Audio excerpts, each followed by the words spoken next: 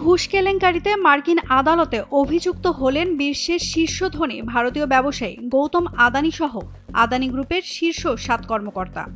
New ইয়র্কের attorney general জানান, ভারতীয় কর্মকর্তাদের 26 কোটি 50 লাখ ডলার ঘুষ দিয়ে বড় মাপের সৌর প্রকল্পের কাজ হাতিয়ে নেয় অভিযুক্তরা।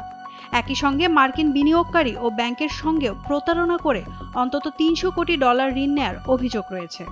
এ ঘটনায় একজন বিচারক গৌতম আদানি সহ 2 জনের বিরুদ্ধে গ্রেফতারি পরোয়ানা জারি করেছেন। অভিযোগ দায়ের করেছে মার্কিন সিকিউরিটিজ অ্যান্ড এক্সচেঞ্জ কমিশনও। ভারতের সৌরবিদ্যুতের এসব বৃহৎ প্রকল্পের নেপথ্যে রয়েছে শীর্ষ ব্যবসা প্রতিষ্ঠান আদানি গ্রুপ। তবে এই প্রকল্প হাতিয়ে নিতে অবৈধ পথের আশ্রয় নেন আদানি গ্রুপের মালিক গৌতম আদানি ও তার কোম্পানির কর্মকর্তারা। নিউ ইয়র্কের আদালত তাদের ঘুষ কেলেঙ্কারি ও প্রতারণার দায়ে অভিযুক্ত করেছেন। প্রসিকিউটর জানান, সৌরবিদ্যুৎ প্রকল্পের কন্ট্রাক্ট পেতে 2020 সাল থেকে 2024 সালের মধ্যে ভারতীয় কর্মকর্তাদের 26 কোটি 50 লাখ ডলার ঘুষ দেয় অভিযুক্ত 7 জন। শুধু তাই নয়, মার্কিন বিনিয়োগকারী ও ব্যাংকের সাথেও প্রতারণা করে মিথ্যা তথ্য দেয়।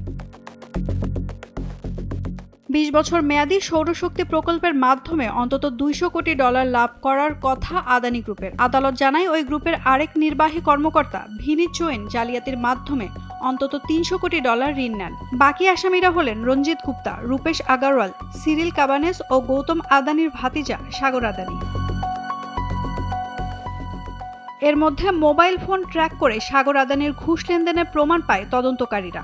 এ ঘটনায় নিউ ইয়র্কের আদালতের একজন বিচারক এরই মধ্যে গৌতম আদানি ও সাগর আদানির বিরুদ্ধে গ্রেফতারি পরোয়ানা জারি করে। পরোয়ানা বৈদেশিক আইন প্রয়োগকারী সংস্থাকে হস্তান্তর করা হচ্ছে।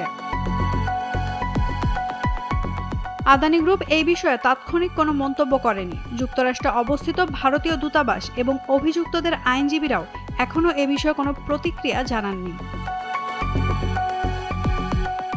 এর আগে 2023 সালের জানুয়ারিতে মার্কিন প্রতিষ্ঠান হিডেনবার্গ রিসার্চ আদানি গ্রুপের বিরুদ্ধে শেয়ার জালিয়াতি এবং অফশোর ট্যাক্স হেভেন ব্যবহারের অভিযোগ তোলে।